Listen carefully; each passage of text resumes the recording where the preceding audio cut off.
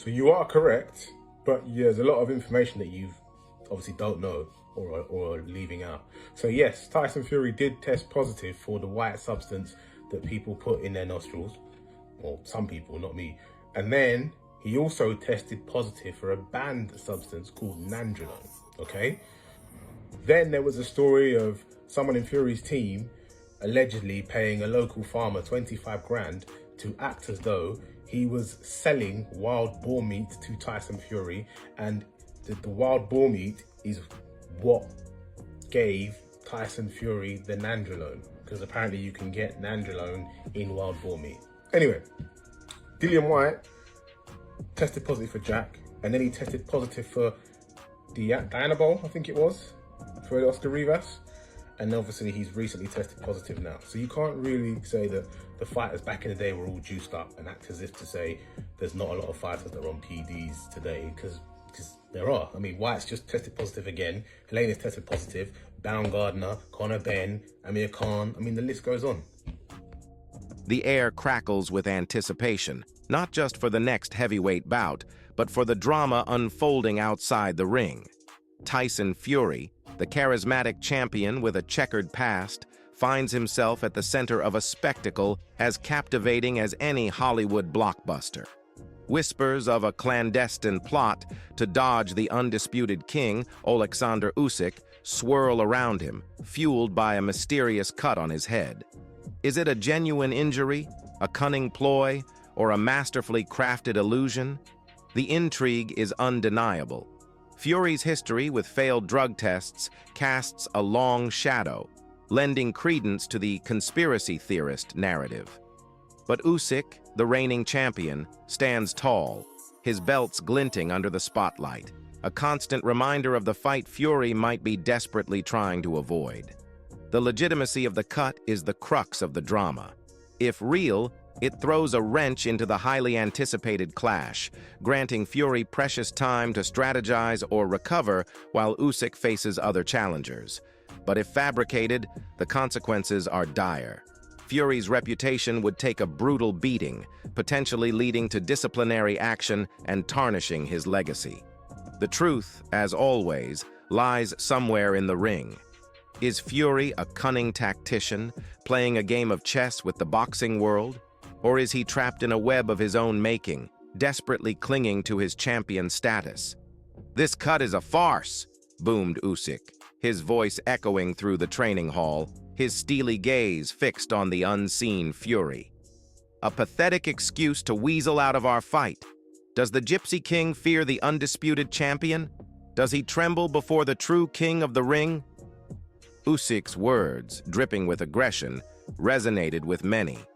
Fury's past controversies fueled the flames of doubt, painting the cut as a mere smokescreen to avoid a potentially career-defining clash. The undefeated Ukrainian champion, belts gleaming proudly around his waist, refused to back down. He thinks he can fool the world with a little blood? I've seen warriors fight through worse, their spirits unbroken. But Fury, it seems, is made of softer stuff. His courage, it seems, has conveniently vanished just as our fight nears. Usyk's comments sent shockwaves through the boxing community. Some saw them as the passionate words of a champion eager to defend his title, while others criticized their harshness, questioning their impact on an already volatile situation. The heavyweight clash for the ages has been postponed. Tyson Fury's mysterious cut has thrown a wrench into the February 17th fight date, delaying the highly anticipated showdown with the undisputed champion, Fury-Usyk, until June.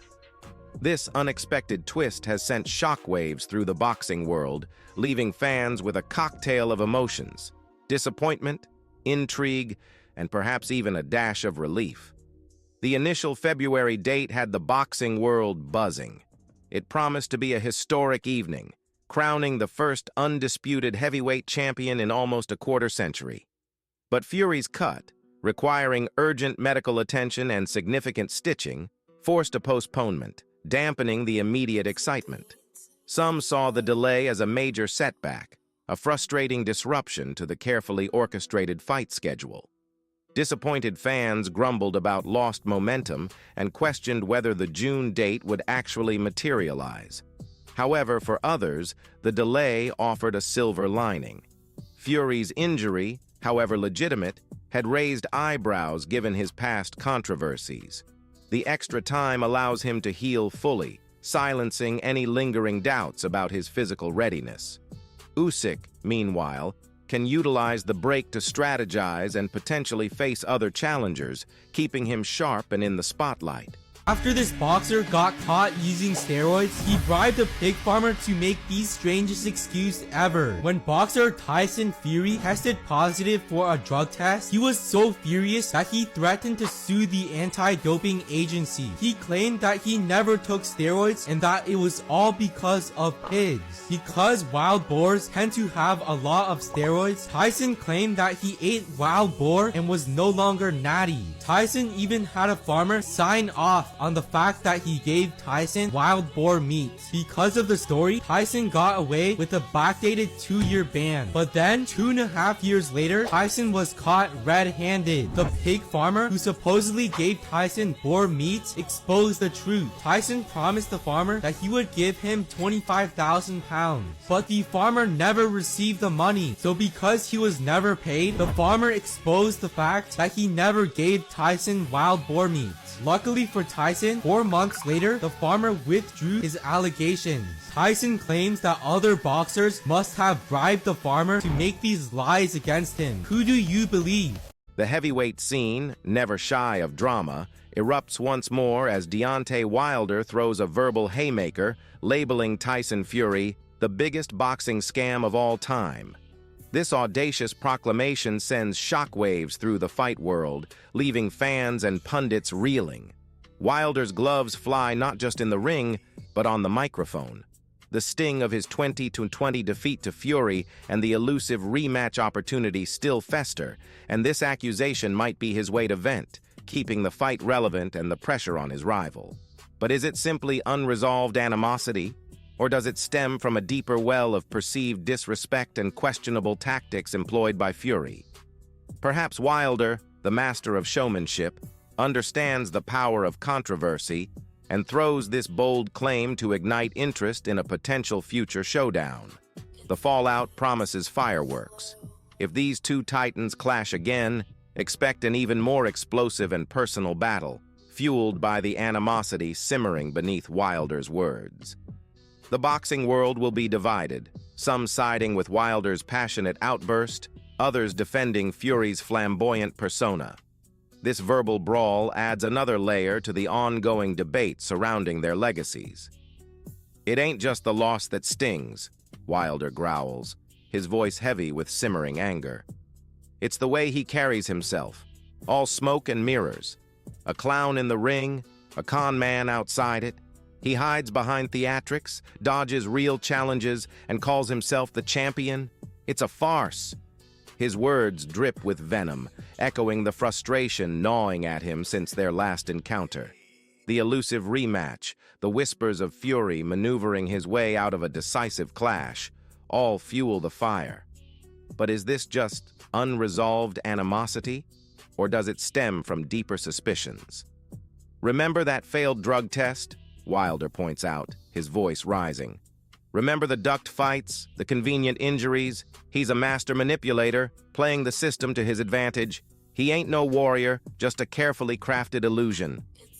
Some see his outburst as the passionate cry of a wronged fighter, eager to reclaim his title and expose his rival's alleged trickery. Others raise eyebrows, questioning the timing and harshness of his words, fueled by past controversies and a personal vendetta. Fury, ever the showman, counters with his own theatrics. "The Bronze Bomber's lost his marbles," he quips, a mocking smile playing on his lips. "Desperate times call for desperate measures, I suppose. But the Gypsy King ain't fazed by carnival barkers. He knows real talent when he sees it, and let me tell you, it ain't Wilder throwing tantrums in the media." The war of words escalates, each jab igniting the next. Fans are divided, taking sides with their chosen champion. Some applaud Wilder's audacity, praising his honesty and passion for the sport. Others defend Fury's flamboyant style, arguing it's part of his fighting spirit and entertainment value. The heavyweight scene reverberated with a fresh round of shock and intrigue when Mike Tyson, the iron-fisted legend himself, weighed in on the brewing controversy surrounding Tyson Fury's potential avoidance of Alexander Usyk. Fury's name, once synonymous with audacious victories and flamboyant showmanship, now finds itself entangled in whispers of ducking the undisputed champion. And Mike Tyson, never one to shy away from voicing his opinions, delivered his verdict with characteristic candor. "Fury's a tricky fella," Tyson mused, his words laced with a hint of amusement and a touch of knowingness. "He plays the game well, knows how to keep the spotlight on him. But let's be honest, Usyk's a different breed. He ain't just some stepping stone, some easy payday. He's got the skills, the heart, and the hunger that can give anyone a run for their money." Tyson, a veteran of countless battles within and outside the ring, recognized the unique challenge Usyk presented. The Ukrainian's unorthodox style, his technical mastery, and his unwavering determination posed a significant threat to any heavyweight, even one as formidable as Fury. "Fury talks a big game," Tyson continued, a glint in his eye. "He calls himself the Gypsy King, but can he handle a real chess match in the ring? Usyk ain't gonna stand there and trade punches. He'll make Fury think, dance around him, wear him down. It's a different kind of fight, and that might be what scares Fury the most." These words, coming from a heavyweight legend, sent shockwaves through the boxing community. Was Tyson implying Fury lacked the skills or the courage to face Usyk? Was he simply sharing his expert analysis, or was there a hidden agenda behind his comments? Some saw it as a wake-up call for Fury, a reminder that his flamboyant persona wouldn't shield him from the true test of a champion's mettle. Others interpreted it as a subtle dig at Fury's past controversies, suggesting he might shy away from a fight that could expose any weaknesses. Fury, unsurprisingly, didn't take Tyson's comments lying down. He fired back with a typically sharp retort, laced with his signature wit. "Iron Mike's getting old," he quipped. "Maybe he's forgotten the thrill of the fight, the dance before the knockout. Usyk's a worthy opponent, but I ain't afraid of no boogeyman. When the Gypsy King steps into the ring, everyone remembers who the real king is." The back and forth between the two titans only served to fuel the fire. The boxing world eagerly awaited the next development in this drama, their curiosity piqued by the clash of personalities, styles, and legacies. Would Fury step up and face Usyk, silencing his doubters and proving his mettle? Or would he choose a different path, leaving the questions hanging and his reputation tarnished?